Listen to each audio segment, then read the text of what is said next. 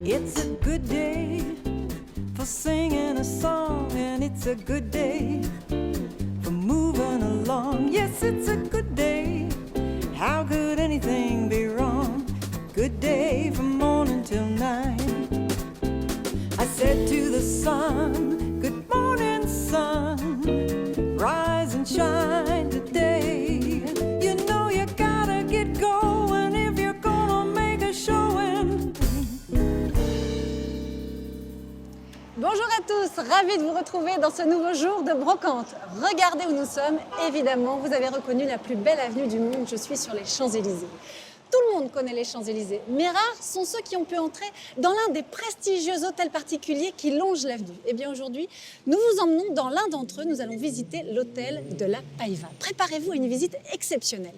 Et puis évidemment, je vous emmènerai chiner, puisque 2 fois par an, l'avenue des Champs-Élysées accueille un salon brocante et antiquité tout aussi prestigieux, c'est juste ici. Histoire, patrimoine, voici Jour de brocante, tout de suite, le sommaire. La femme que tous ces chineurs attendent, c'est elle. Sylvie Tedjen est commissaire-priseur et aujourd'hui c'est la journée des expertises gratuites. Quelle sera son estimation pour ces bijoux anciens? Pour ces journaux datés du 8 mai 1945? Ou encore pour cet automate qui va toucher sa corde sensible? Un automate, c'est toujours l'objet qu'on a envie d'avoir. Ah, voilà, c'est rare. C'est merveilleux. Ouais, c'est rare. C'est merveilleux, oui. Jour de brocante vous emmène découvrir un petit village entièrement colonisé par des Playmobil. Ces petits bonshommes à l'inamovible sourire vivent avec Jean-Michel, qui en possède l'une des plus grandes collections au monde et qui adore les réunir lors de grandes reconstitutions historiques. C'est une maquette pour le 600e anniversaire de la bataille d'Azincourt. Donc il y a le roi ici, Henri V, roi d'Angleterre, avec les archers à l'avant. Ici, les hommes d'armes. Le brocanteur Bernard Dumège s'est levé tôt pour nous emmener chiner à 90 km de Paris dans l'un des premiers déballages en plein air de la saison. Plus de 350 exposants ont envahi la ville de Vils-Maison pour le plus grand bonheur de notre professionnel qui prend un malin plaisir à tester quelques-unes de ses trouvailles. Et voilà, et on fait des kilomètres, sans vent, sans pluie, à la maison. Ça permet de garder la forme. Enfin, c'est en plein cœur du Perche, dans cette belle demeure du XVIIe siècle, que nous accueillera Pietro. Tombé amoureux de cette longère, il en a fait une maison d'hôte dans laquelle il a choisi de poser ses valises. Et cette malle était dans ma chambre et j'y mettais mes chemises. Je pense qu'elle a toute sa place ici. Je me baladais sur l'avenue, le cœur ouvert à l'inconnu. J'avais envie de dire bonjour à n'importe qui. N'importe qui, s'appuie-toi, et je t'ai dit n'importe quoi. Il suffisait de te parler pour t'apprivoiser. Oh, Champs-Élysées, oh, Champs-Élysées. Entre l'Arc de Triomphe et la place de la Concorde se côtoient enseignes de luxe, palaces renommés, restaurants, monuments incontournables, mais aussi lieux de fête parmi les plus prisés de la capitale. Eh bien, c'était exactement la même chose il y a un siècle. C'est ce que va nous raconter Marc, notre cartophile préféré, à qui je donnais rendez-vous juste ici. Bonjour Marc. Évidemment, Bonjour, je vous trouve aux cartes postales. Normal. Vous allez bien?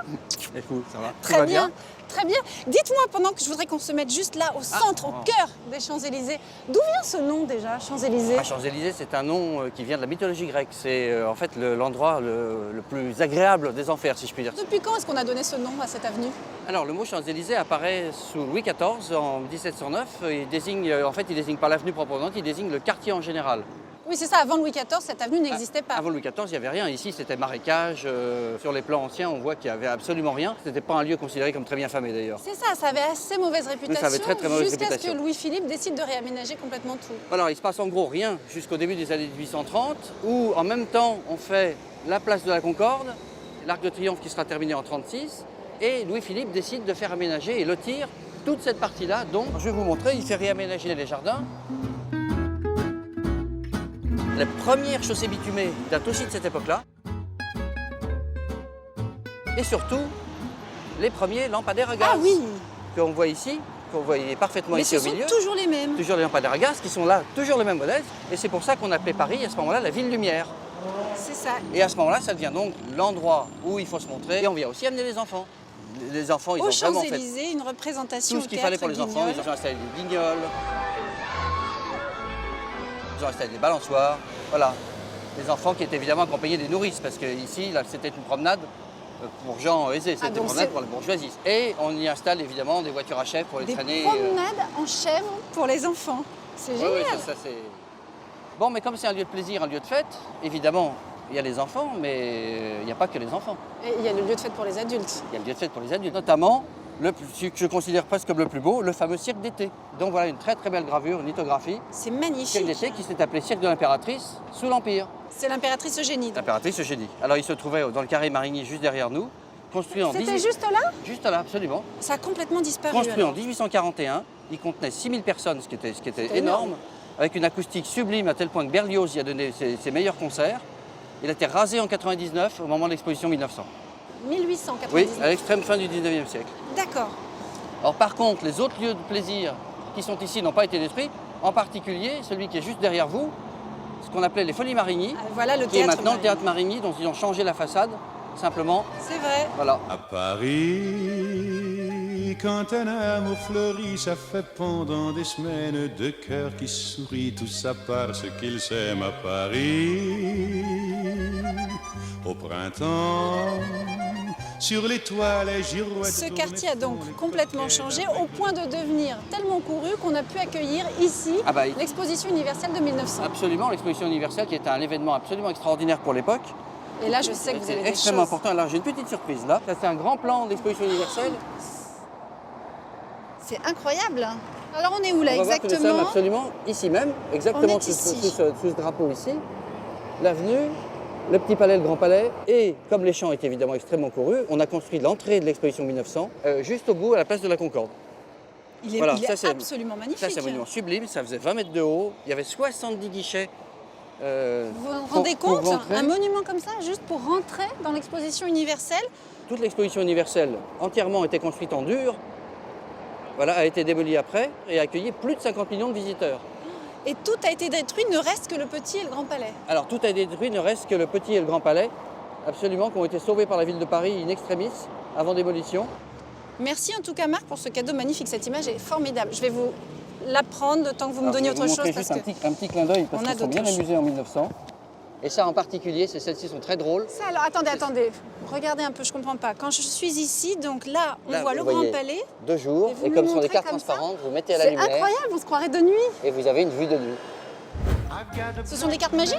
Ce sont des cartes magiques, absolument. Me so blind I can't see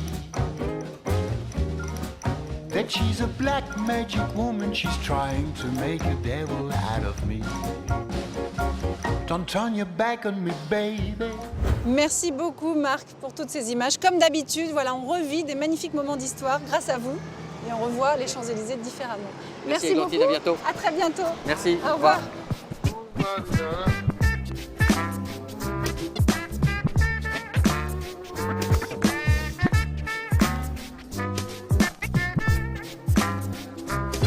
Et si on s'intéressait maintenant à vos objets? Ceux que vous possédez depuis longtemps ou ceux que vous avez chinés ont peut-être de la valeur. Et bien pour le savoir, le mieux, c'est encore de s'adresser à ces commissaires-priseurs qui organisent partout en France des journées d'expertise gratuites à l'attention des particuliers. Alors aujourd'hui, direction Nancy, nous allons retrouver Sylvie Tedjen.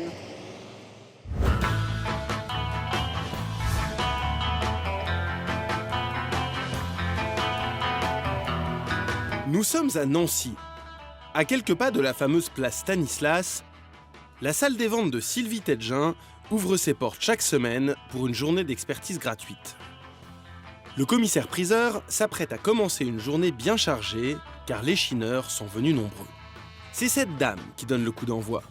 Comme à chaque fois, Sylvie Tedjen ne sait pas à quoi s'attendre. Alors, on va découvrir ce que vous m'apportez. Hein? Voilà, donc il y a cet oiseau. Ah oui, une petite cage à oiseaux chanteurs, elle est belle. Cet objet va réveiller la fibre enfantine de Maître Tedjen. Ça fonctionne? Oui. Oui, il fonctionne. Cette particulière s'empresse de remonter l'automate. C'est super ça. Ah. Le commissaire-priseur est sous le charme. Ça, c'est fascinant. Et ce n'est pas la seule. Le chat s'imagine que c'est un vrai. Ça fait longtemps que vous l'avez? Oui, puisque c'est un objet qui appartenait à ma grand-mère, à ma mère donc ensuite, qui a émerveillé nous-mêmes déjà, et puis ensuite mes enfants, les cousins, cousines. Il est magnifique, puis en plus il a toujours fonctionné. Oui. Je pense qu'il doit dater des années 1880, 1900, par là. Date à laquelle les automates étaient en vogue. Alors, quelle sera l'estimation de cet objet charmant? Un joli objet, en plus intéressant, qui fonctionne, qu'on pourrait vendre entre 500 et 800 euros. D'accord, hein, oui. Environ. Voilà, donc Ouais. c'est pas du tout pour le vendre. Oui. Je voulais avoir une estimation. Voilà. Ce sont ce qu'on appelle les objets coup de cœur. Un automate, c'est toujours l'objet qu'on a envie d'avoir. Ah, voilà, c'est rare. assez merveilleux. Ouais, Enfin, c'est rare. C'est merveilleux, oui, c'est vrai. Ça fait partie du merveilleux de l'enfance. Et ce n'est pas tout. Cette nancéenne est également venue avec un vase grand format. je n'ai aucune idée de si ça a de la valeur ou non. Oui, c'est beau ça, c'est très beau. Ça doit être dôme. Je ne sais pas. Je ne pense pas qu'il y ait de signature. Il n'est pas signé. Je ne crois pas, non. Non, apparemment, il n'est pas signé, effectivement. Mais malgré cela, Sylvie Tetgin reconnaît le style de l'un des grands verriers de la région. Ça, c'est typiquement dôme. Ça, c'est des années 30. C'est un travail tardif de dôme, on va dire art déco plutôt. Hein. Oui. Non signé, alors ça fait baisser un peu le prix, mais je dirais quand même entre 5 et 600 euros, à peu près. Ah bon? Bien que ce ne soit pas signé, parce que c'est quand même un très beau travail art déco. Oui. Ah oui, alors ça, je m'y... Et qu'on peut l'attribuer à dôme, vous voyez. Ah oui, je m'imagine absolument pas du tout que ça puisse avoir de la valeur. Eh bien si. Puis vous voyez, c'est quand même un beau travail très épais, hein, très pris dans l'épaisseur. Ce travail de gravure est beau. Non, je trouve qu'il manque un peu de couleur, c'est clair, mais c'est un petit peu dans l'esprit de l'art déco, de dôme. Voilà. Un prix plutôt inattendu pour cette dame, mais elle n'est pas au bout de ses surprises. L'arrivée de son mari va même lui porter chance. Ah mais si, il est signé. Mais attendez, super, il est signé. Dôme Nancy. Ah oui, on n'a jamais fait attention. Oui. Là, je vais vous dire entre 800 et 1000. Ah d'accord. Puisqu'il est signé, voilà. Eh bien, c'est bien. Comme pour l'automate, cette dame a hérité ce vase de sa mère. Avant de pouvoir le laisser à Maître Tetgin, elle doit être certaine que personne ne souhaite le garder dans la famille. Bon, moi, je ne tiens pas à le garder, donc je vais voir si mon frère, lui, le désire ou non. Mais... Bon, on se doutait quand même que l'oiseau avait une certaine valeur. Mais le vase, pas du tout. C'est vraiment par hasard que je l'ai amené.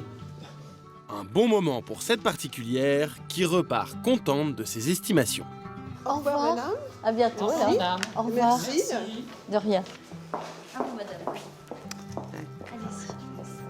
C'est au tour de cette nancéenne venue avec l'un de ses cadeaux de mariage. Voilà, en fait, c'est une assiette Lalique. Voilà, je voudrais la faire estimer. D'accord. Lalique fait partie des grandes cristalleries françaises. Créée au début du XXe siècle par René Lalique, elle produit encore aujourd'hui. C'est Lalique France, hein, donc c'est récent. Hein, d'ailleurs, elle est datée 70. Vous n'en avez qu'une. J'en ai qu'une, oui. Alors, ça n'a pas la valeur de René Lalique. Hein, c'est pas la même chose. C'est du Lalique qui se fabrique actuellement. Hein. La maison Lalique a produit beaucoup de choses dans les années art déco, hein, les années 30, 20-30. Et ce sont ces pièces-là qui sont les plus recherchées. Donc, les pièces art déco, qui sont signées R. Lalique ou René Lalique, R. Lalique. Et là, bon, ça peut atteindre des sommets. Hein. Qu'en sera-t-il pour cette assiette datée de 1970 ? C'est beau, hein, il y a un beau travail, mais toute seule, une assiette comme ça va faire 50, 60 euros, pas beaucoup plus. Ah, d'accord. Hein, pas beaucoup plus.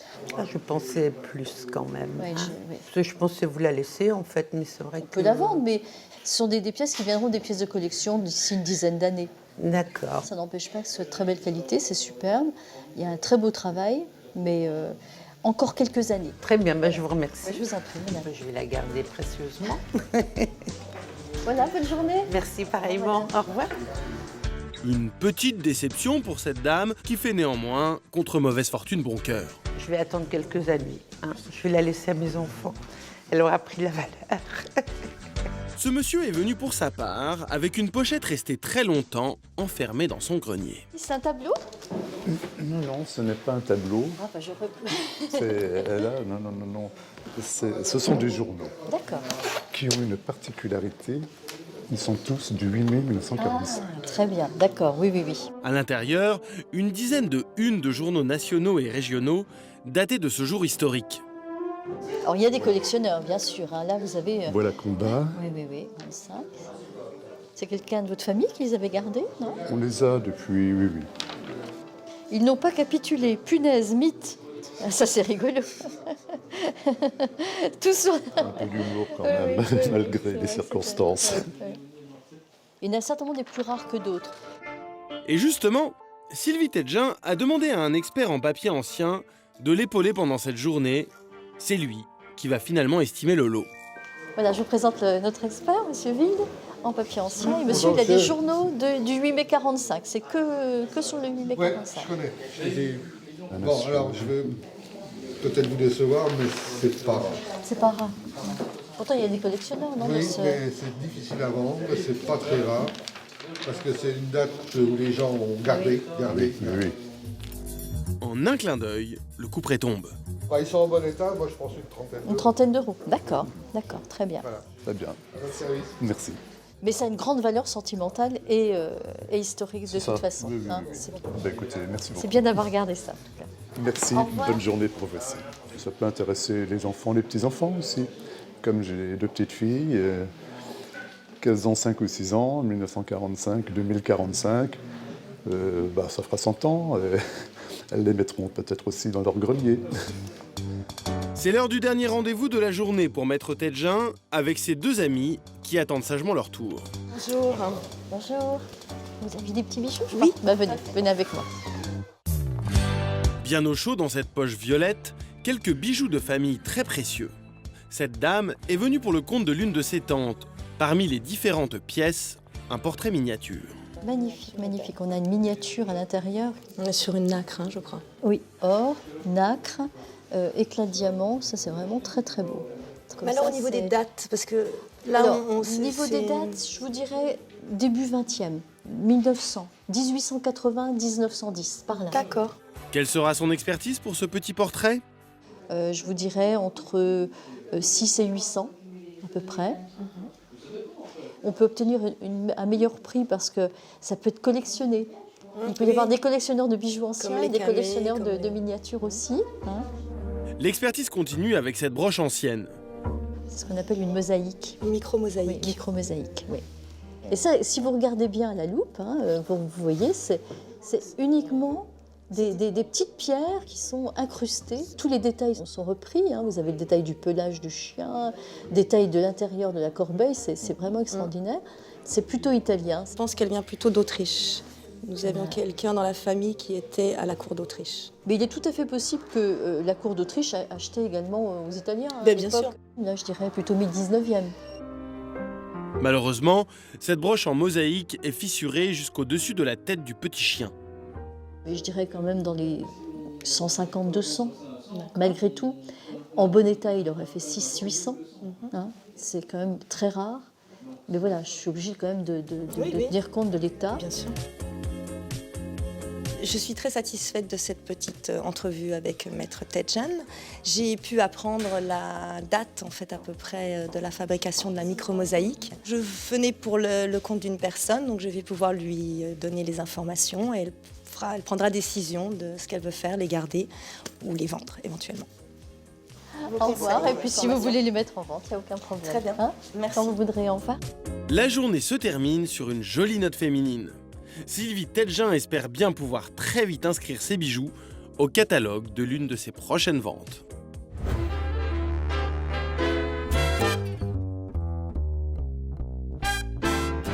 My baby don't care for shows.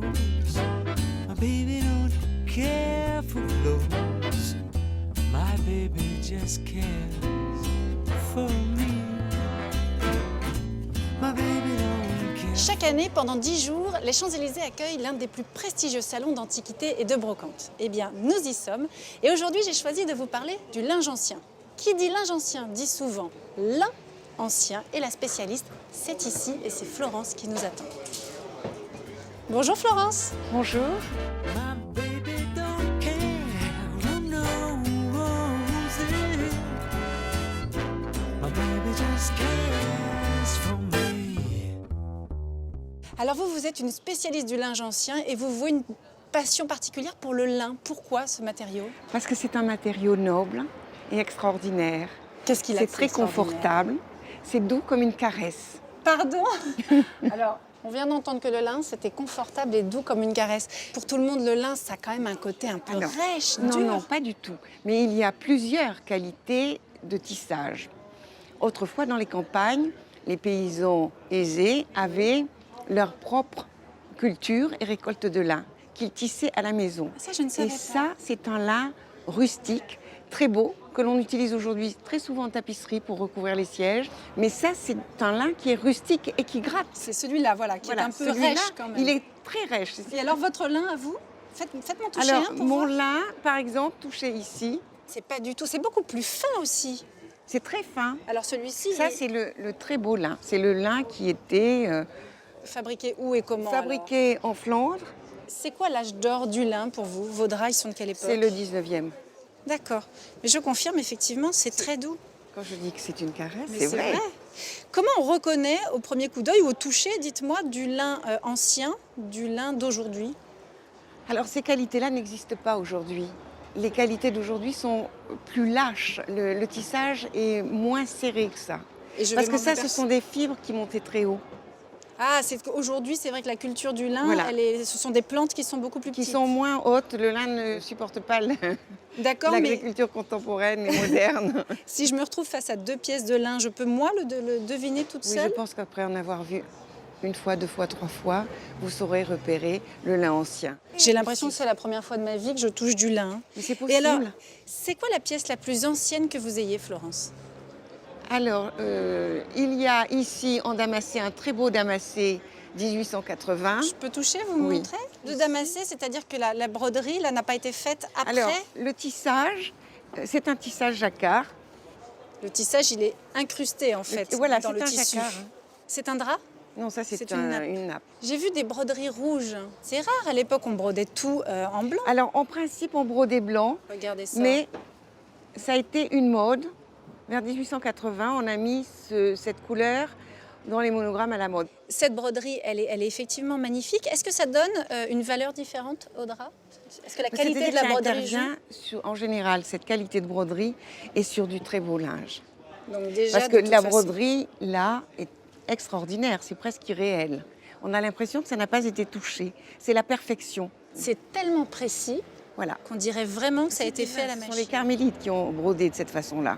Les carmélites brodaient d'une façon tout à fait extraordinaire. Elles étaient détachées de tout et donc c'est immatériel. Alors c'est vrai qu'à l'époque, on brodait soi-même normalement son trousseau de mariage, mais dans les grandes maisons, on donnait directement aux carmélites. Oui, on donnait aux carmélites le plus les souvent. spécialistes de Voilà. la broderie. Florence, quel est le prix d'une nappe comme ça, brodée magnifiquement par les carmélites?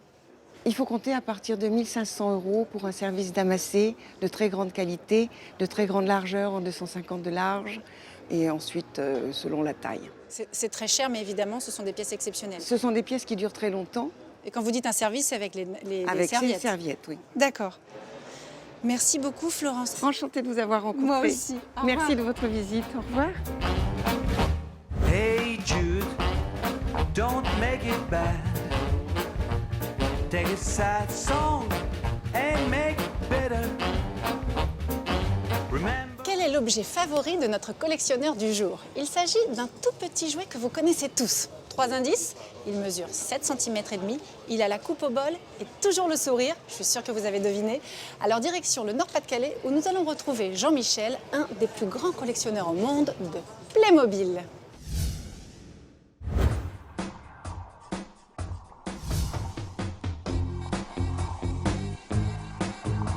Nous sommes à Dunbrook, petite commune du Nord-Pas-de-Calais, récemment colonisée par une horde de Playmobil.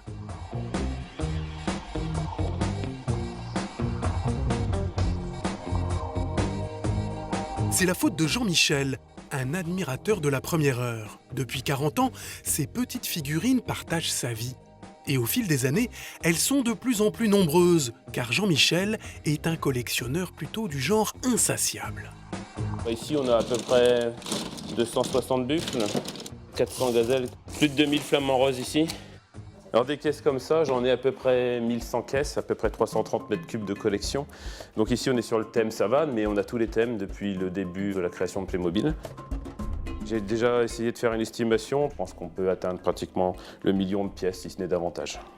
Sa boulimie peut surprendre, mais elle a tout de même une explication. Je me suis spécialisé dans des reconstitutions historiques ou des mises en place d'expositions géantes. Donc j'ai besoin d'un stock gigantesque parce que quand on représente la savane et que j'utilise une dizaine de gazelles, les gens ne s'imaginent pas être dans un safari Kenya, alors que quand je mets 400 gazelles, c'est tellement significatif que là, on se sent en immersion complète.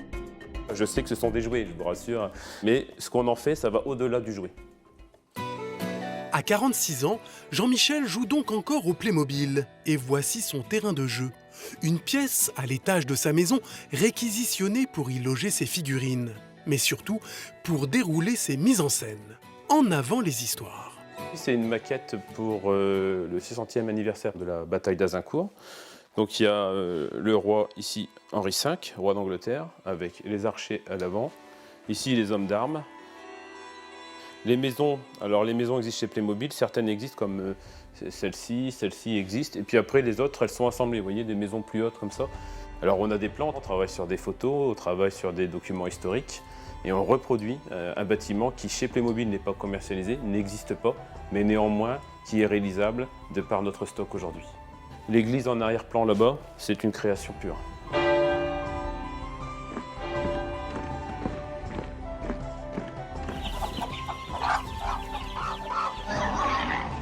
Depuis maintenant 6 ans, Jean-Michel mène de concert sa carrière de directeur commercial et ses mises en scène de Playmobil qu'il expose dans des lieux publics. J'ai un travail qui est assez prenant, mais dès que j'ai un petit peu de temps libre, effectivement, je m'évade. C'est-à-dire que je réfléchis à des projets d'exposition, à la mise en valeur de cette gigantesque collection. L'objectif, pour moi, c'est pas seulement de l'avoir dans des bacs, c'est d'en faire bénéficier plus largement un public. Les enfants ou les gens de ma génération qui se souviennent du jouet qu'ils ont eu.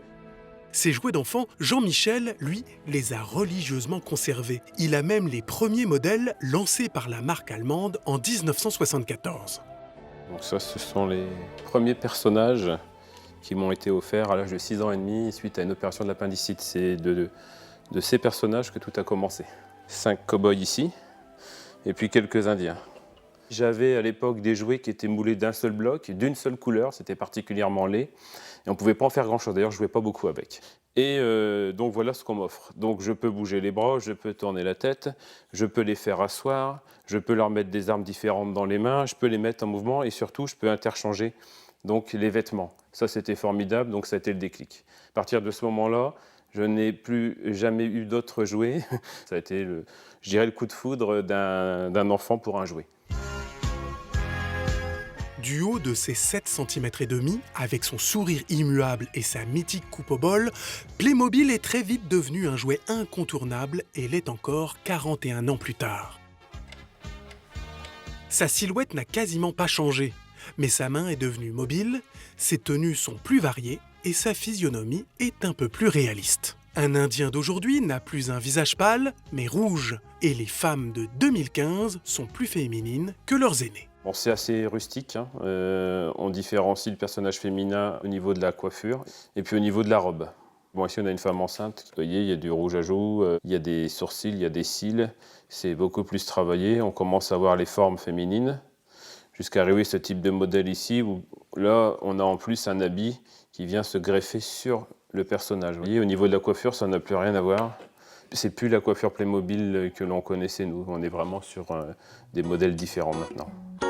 Qu'ils soient anciens ou récents, tous les modèles de la marque ont une place dans la collection de Jean-Michel, même les plus atypiques. Alors, voilà des Playmobil Color, très anciens, 1978-1981, et qui étaient vendus avec des crayons de couleur, des feutres. Il fallait colorier. Alors c'était très compliqué à colorier de façon uniforme et harmonieuse, ce qui fait que le modèle a été très vite arrêté. C'est des personnages vintage qui ont pratiquement une quarantaine d'années. Et c'est rare, on peut dire qu'un ensemble comme ça, dans la boîte d'origine, une boîte peut coûter, je dirais, 50 à 150 €. C'est une étape de la marque, c'est une étape qui n'a pas fonctionné, mais c'est une étape de la marque, donc c'est bien de la posséder. Une passion qui a gagné toute sa famille, y compris son fils de 10 ans, qui lui réserve parfois de belles surprises. Donc ça par contre, c'est un cadeau de mon fils. Il sait que c'est des personnages qui sont très très difficiles à trouver. Ça lui arrive souvent de m'acheter des Playmobil aussi pour ma fête, mon anniversaire ou pour Noël. C'est un peu les rôles inversés. Mon fils m'achète du Playmobil, en fait, tout le monde m'achète du Playmobil.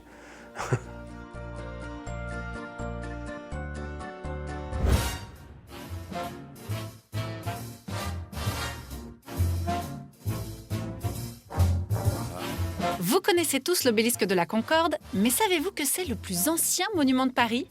Il a été taillé il y a plus de 3000 ans en Égypte et trônait devant l'un des temples de Luxor avant d'être offert à la France en 1836. Son voyage jusqu'à Paris fut d'ailleurs une extraordinaire aventure qui dura 7 ans, un navire étant même spécialement construit pour le transporter. I love Paris in the springtime. I love Paris in the fall.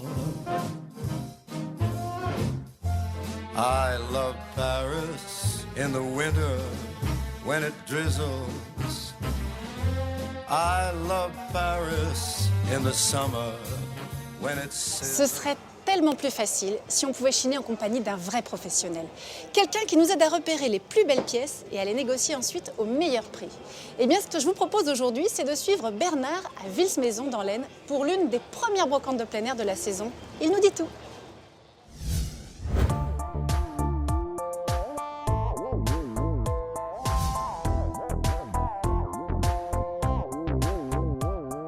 Département de l'Aisne, 6h30 du matin. Les voitures se bousculent à l'entrée de Vils-Maison. Le jour se lève à peine, mais Bernard Dumège est déjà sur le pied de guerre. Brocanteur en Dordogne, il a parcouru 600 km pour venir chiner à la grande brocante annuelle. Je suis venu chiner aujourd'hui ici parce que c'est la plus grosse brocante de la région et surtout la première de la saison. Les gens ont vidé leurs caves, leurs greniers, les brocanteurs ont débarrassé des maisons et c'est l'endroit où il faut être pour espérer faire de bonnes affaires, d'où la nécessité d'être là très tôt le matin, au déballage, au cul des camions pour essayer de trouver l'objet rare. Et en quelques minutes, il met la main sur un premier objet. C'est une cafetière expresso. On mettait l'eau dans ce récipient, la poudre du café, en chauffant, l'eau passait à travers la poudre de café et arrivait dans la partie haute par ces deux petits trous. C'est l'ancêtre de l'expresso. Appelées aussi cafetières italiennes, elles étaient utilisées pour le petit déjeuner des familles dans les années 50. Normalement, elles sont entièrement en métal. Et là, la partie haute est en faïence. J'aime ce genre d'objet parce que ce n'est pas courant. C'est décoratif pour mettre dans une cuisine. Et pour pouvoir la revendre au meilleur prix, Bernard doit s'assurer que la faïence n'est pas abîmée. On aperçoit qu'il y a un éclat à ce niveau-là, mais qui ne gêne absolument en rien son fonctionnement. Mais ça peut être un petit atout pour la négociation. On va essayer de voir ça. C'est combien, chef ? 5. C'est le moment pour Bernard de sortir son argument choc. Il y a un petit éclat, ça peut faire un petit... Vous voyez, sur le bord. Un petit rabais, 4. On va dire, ouais, 4,50. 4,50 ? Ok, je la prends. Voilà. Merci beaucoup. Allez, bonne journée, merci. Avec la mode actuelle de la vaisselle ancienne, Bernard n'aura aucun problème à revendre cette cafetière autour de 20 €. Je commence bien la journée et j'espère qu'on va encore faire de belles trouvailles. On continue ? À Vils-Maison, on peut croiser jusqu'à 300 exposants, professionnels et particuliers confondus.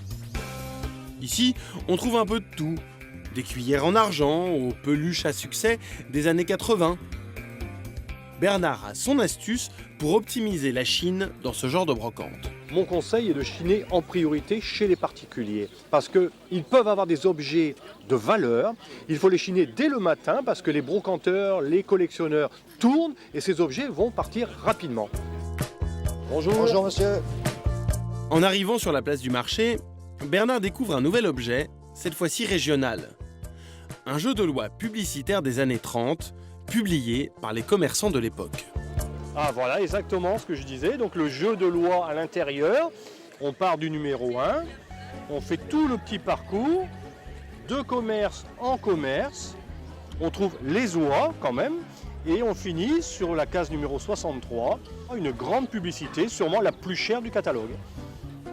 Là, c'est du coin, ces assurances-là existent encore. Si c'est de 1939, ça doit être l'arrière. Arrière-petit-fils, oui, d'accord. Vous en voudriez combien? Ce matin, je suis parti sur 20 €. Est-ce qu'à 15, ça serait négociable? Non, je resterai à 20 ou sinon je me le garde pour moi. Ce jeu de loi, typiquement de l'Aisne, peut-il intéresser la clientèle de notre brocanteur? Dans ma région du sud-ouest, ça n'a pas d'intérêt. Mais un collectionneur de la région, du local de Château-Thierry-des-Pernets, 20 €, il les mettra aisément. Même des fois peut-être plus cher. Il faut que ça reste dans le local. C'est là que ça prendra le plus de valeur dans le temps. Il est midi. La brocante bat son plein et regorge de milliers d'objets maintenant déballés. Les greniers de la région offrent parfois de belles surprises. C'est un vélo d'entraînement pour les coureurs cyclistes. Il n'y a pas de roue à l'avant bien sûr. On est installé sur un cadre fixe. Il y a un rouleau qui peut simuler le déroulement de la route. On règle la dureté du pédalage avec une poignée. Bernard ne résiste pas à la tentation de le tester. Et voilà, et on fait des kilomètres sans vent, sans pluie, à la maison.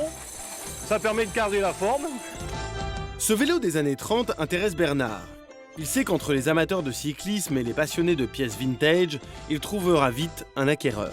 Alors bien sûr, il est dans son jus. Ça fait des années qu'il n'a pas servi, mais la restauration est facile. Poncer, repeindre le cadre, un pneu à changer, et ça repart pour des kilomètres et des kilomètres sur place. S'il vous plaît, mademoiselle.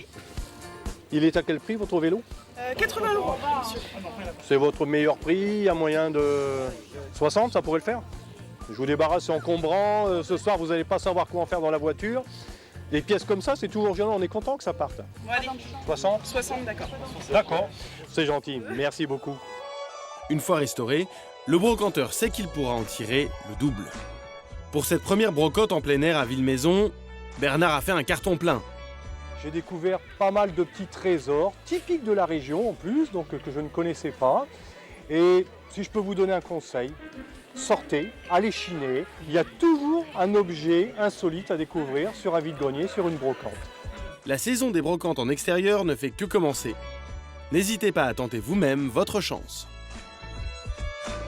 Paris sera toujours Paris, la plus belle ville du monde. Malgré l'obscurité profonde, son éclat ne peut être assombri. Paris sera toujours Paris. Plus on réduit son éclairage, plus on va briller son courage, sa bonne humeur et son... Nous sommes maintenant au beau milieu des Champs-Élysées. Et juste devant moi se dresse un des plus beaux hôtels particuliers de la capitale. Un bâtiment qui a été construit en 1855 par la courtisane parisienne la plus célèbre de son temps, la marquise de la Païva. On raconte qu'ici même, un soir, elle fut jetée d'un fiacre par un de ses amants et elle se jura alors d'y faire édifier la plus belle maison de la capitale. Elle y est parvenue. Quelques années plus tard, l'endroit est exceptionnel et c'est là que je vous emmène maintenant. Mr. Sandman, bring me a dream. Bum, bum, bum, bum. Making the cutest that I've ever seen. Bum, bum, bum, bum. Giving two lips like roses and clover. Bum, bum, bum. Then tell him that his lonesome nights are over. Sandman, I'm so alone. Bum, bum, bum, bum. Don't have nobody to... Bonjour Olivier.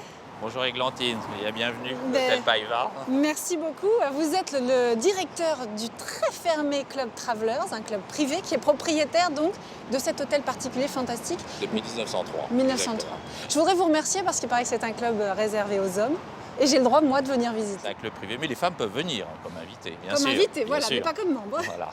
Alors c'est vrai que moi c'est la première fois que j'arrive comme ça devant cette façade. Elle est assez impressionnante. Il y a énormément de choses déjà sur cette façade. C'est vrai, elle est très riche. D'abord parce que la Païva voulait que ce soit le plus bel hôtel sur les Champs-Élysées. Et donc déjà, elle voulait que l'extérieur soit un symbole de sa réussite sociale. Ouais. C'est elle qu'on voit là, ce Alors, visage effectivement, là-haut. ce visage qu'on voit là et qu'on verra tout à l'heure également dans l'escalier d'honneur, on dit que ça représenterait le visage de la Païva. Alors on m'a dit que la fameuse Païva avait mis à l'intérieur tout le flamboyant, le faste dont elle rêvait. Vous allez me raconter son histoire sur place? Beaucoup de dorures et des décors très riches.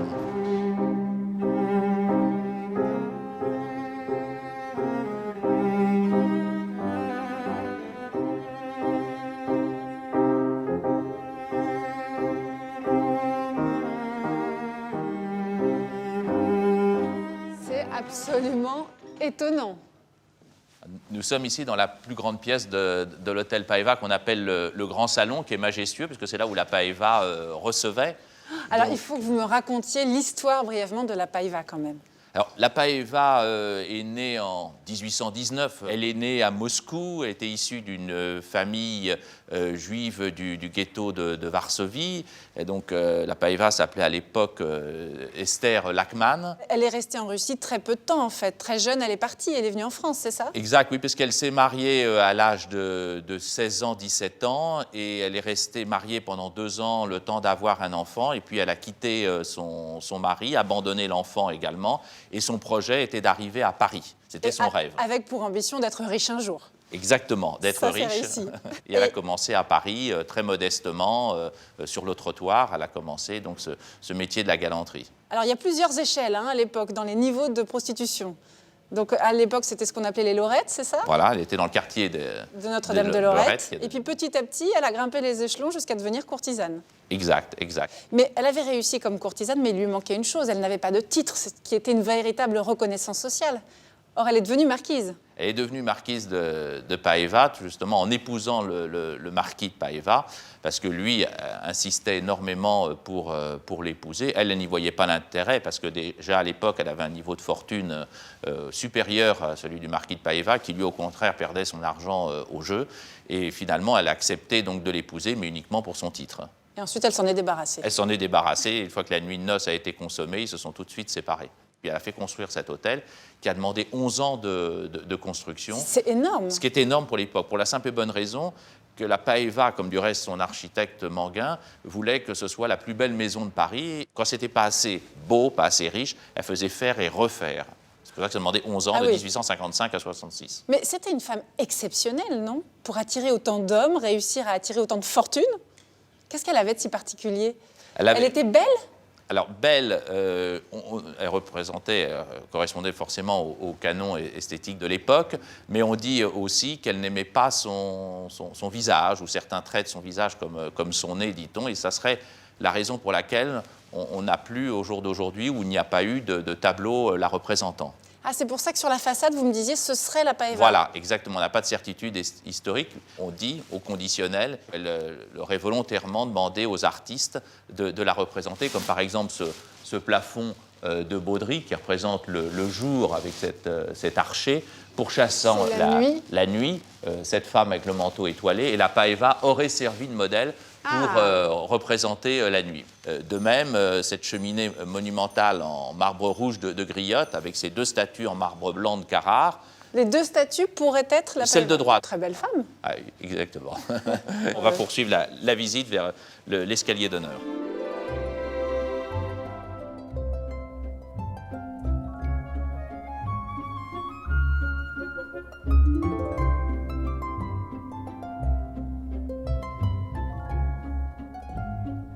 Ah, voilà le fameux escalier. C'est la pièce maîtresse de l'hôtel, cet escalier en onyx. L'hôtel est connu spécialement pour cet escalier. Dit-on, c'est le plus bel escalier Second Empire dans une demeure privée en France, et le plus beau tout court après celui de l'Opéra. C'est très rare, normalement. L'onyx, on a plein de petites pièces, mais alors là, un escalier entier, un bloc entier en onyx jaune, c'est quand même... Vous avez raison, c'est exceptionnel d'avoir une telle quantité d'onyx.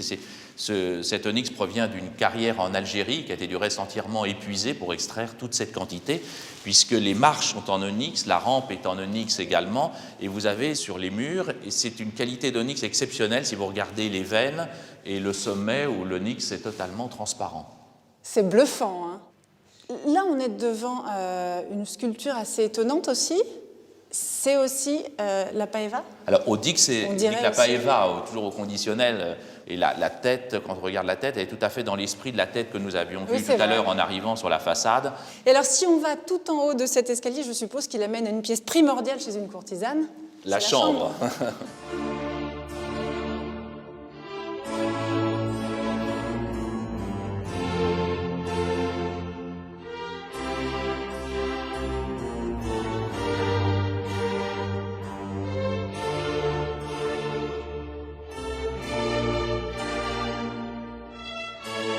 C'était sa chambre. C'était sa chambre, exactement, avec ce plafond troubadour qui est Extraordinaire. originales. Et vous avez transformé sa chambre en salle de restaurant alors? Voilà, oui, c'est devenu effectivement la salle à manger du club. Il faut imaginer cette pièce avec ici une estrade et sur laquelle reposait le lit de la Paeva. Ah, le lit était là Le comme lit ça. était là, exactement. C'est assez curieux cette cheminée juste sous une fenêtre. Exactement. Et ce qu'on appelle une cheminée avec le conduit dévoyé dans les pilastres sur les côtés. Et c'était fait pour des raisons esthétiques. Et ça se faisait dans les plus belles demeures pour des raisons esthétiques. Ah, c'est très très élégant. Il paraît qu'elle jetait volontiers l'argent, non par la fenêtre mais par la cheminée. Exactement. Elle a cru avoir jeté l'argent. Je vais vous raconter l'histoire. Ça ne s'est pas passé ici, puisque c'était avant qu'elle construise l'hôtel Paeva. Un de ses amants voulait absolument donc passer une nuit avec elle, a beaucoup insisté, et elle ne comprenait pas pourquoi, parce qu'elle était déjà à un certain niveau de fortune, et elle savait pertinemment que cet homme était moins riche qu'elle. Donc il a tellement insisté, il lui a demandé une somme faramineuse, et rendez-vous le soir. Donc il a apporté cette somme-là, et la Paeva lui a dit, voilà, je vais mettre donc ces billets dans la cheminée, et quand le dernier sera consumé, nos ébats s'arrêteront. Et il s'est passé ainsi, si ce n'est qu'à la fin, l'amant lui a dit, mais écoutez, madame, ça n'était que du papier. C'était des faux billets. Elle s'est fait avoir. Et elle était furax, il paraît. Ouais, mais elle l'avait bien cherché. Alors là, on est dans la chambre, mais il y a quand même une autre pièce fondamentale pour une courtisane et une femme, en règle générale, c'est la salle de bain. Je suis curieuse de la voir. Exactement. On va découvrir la salle de bain, qui est dans un esprit oriental. Là, c'était l'antichambre où elle se changeait. Son dressing room. Son dressing room, exactement. Et là, on arrive donc dans la salle de bain, dans l'esprit oriental. Ah oui, on a changé d'environnement, là, on a déménagé. Hein. On voyage, là. C'est incroyable, on se croirait dans une salle de bain turque ou... C'est exactement ça. On retrouve du reste sur les faïences de deck le bleu Disney. Ah, c'est magnifique. Tout ça, c'est d'origine. Hein. Voilà. Alors, vous avez transformé une salle Voilà, de bain. c'est devenu une salle à manger privée pour le club. Mais les pièces ont gardé leur décor de l'époque. Et là, vous avez donc la baignoire. Ah, c'est formidable. C'est un bloc d'onyx qui a été entièrement évidé pour créer une baignoire. Et l'intérieur est en bronze argenté et ciselé. Exactement. C'est absolument magnifique. Hein. Et vous avez trois robinets là. Alors, un pour l'eau chaude, un pour l'eau froide. Et le troisième, alors là, on ne sait pas à quoi il servait. Mais en tous les cas, on dit le champagne, on dit du lait d'ânesse comme Diane de Poitiers. Enfin, on dit beaucoup de choses. Mais on peut fantasmer, là. Exactement. Ah, c'est impressionnant. Hein. Franchement, Olivier, je vous remercie d'avoir pu bénéficier comme ça de cette visite exceptionnelle avec vous. C'est absolument fantastique. C'est une histoire passionnante, ce personnage. C'est une histoire passionnante et je pense que c'est encore la plus belle maison sur les Champs-Élysées.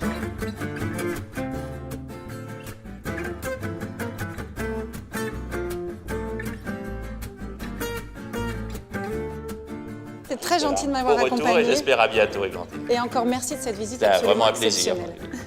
Au revoir. Au-dessus des vieux volcans, glisse tes ailes sous le tapis du vent. Voyage, voyage, éternellement. Vous rêvez de quitter le brouhaha de la ville et d'aller vous ressourcer? J'ai la solution pour vous.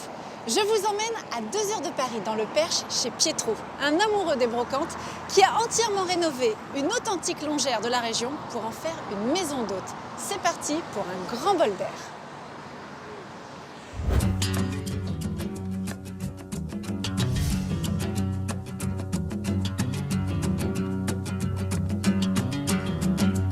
Moutier-au-Perche, petit village au cadre bucolique.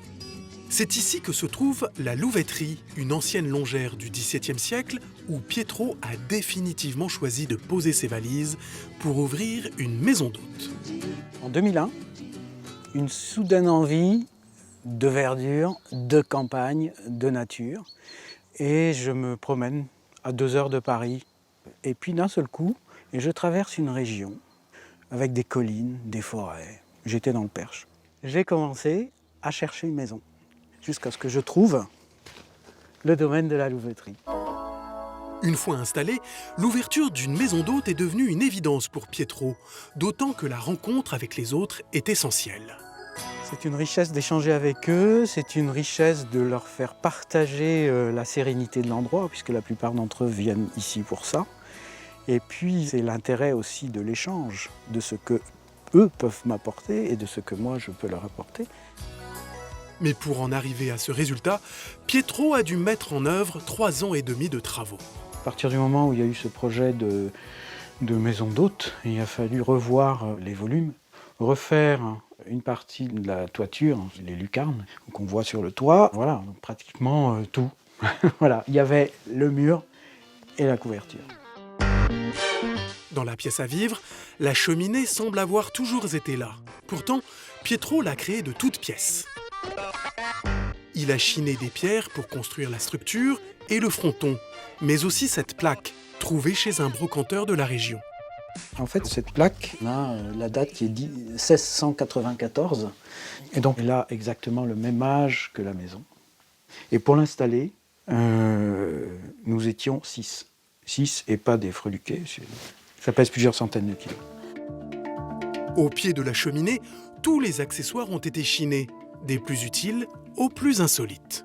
Ce qui est intéressant, c'est que en fait, personne ne sait vraiment quel était l'usage de cet objet. Il y a un spécialiste de la ferronnerie de cheminée ancienne qui disait que c'était un objet sur lequel on étalait les crêpes une fois qu'elles étaient faites. Un autre indiquait que en fait, c'était un présentoir. C'est d'ailleurs comme ça que moi je l'utilise ici, puisqu'en fait pour les clients, c'est le présentoir des magazines, de certains bouquins que je vais mettre en valeur. Ça a dû être payé 5 € peut-être. Ça a tout à fait sa place. Au milieu de la salle à manger trône une deuxième pièce imposante, la table en chêne massif.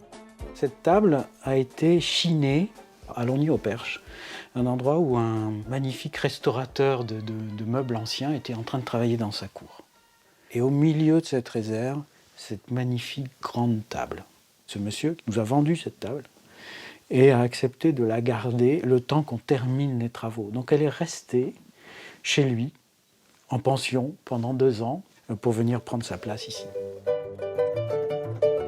À l'étage, Pietro a choisi de donner un univers singulier à chaque chambre, avec des thématiques propices au voyage. Il y a cette idée effectivement d'évasion, de dépaysement. C'est une malle ancienne que j'ai chinée à la foire de Lille. Et je pense qu'à l'époque, j'ai dû la payer 100 €. Et cette malle était dans ma chambre et j'y mettais mes chemises. Elle n'est pas au service du client comme penderie, mais je pense qu'elle a toute sa place ici. En fait, elle porte bien l'esprit du voyage. Au pied de cette malle, une paire de bottes de brousse du siècle dernier. Malheureusement, c'est pas ma taille. Elles sont un peu trop grandes. C'est une paire de bottes qui permettait de passer partout. Et c'est encore en parfait état. Et puis, il y avait tout ce qui allait avec. C'est-à-dire qu'en fait, il y avait cet embauchoir ancien, embauchoir fait sur mesure. Je les avais vraiment pas payés cher, puisque la personne voulait s'en débarrasser. Je pense que je les ai payés 90 €. Une véritable panoplie pour partir explorer la chambre chinoise,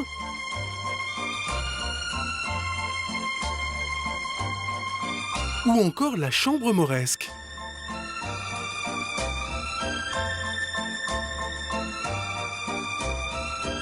Mais aussi pour un voyage dans les années 50.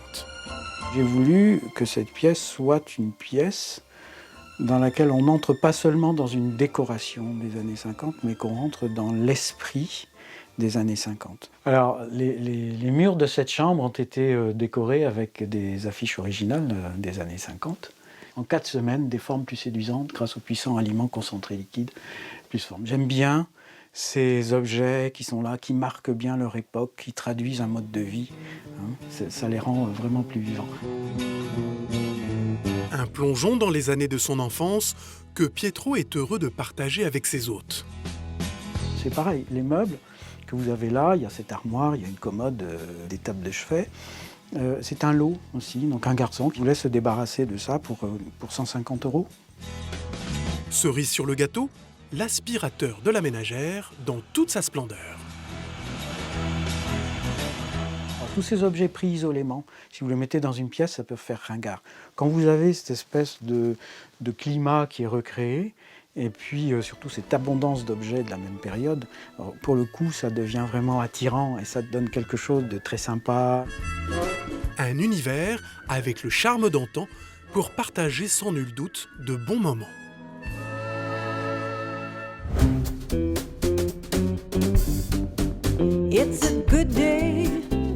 singing a song. Et voilà, c'est ainsi que se termine ce jour de brocante spécial Champs-Élysées. Merci à tous de nous avoir suivis.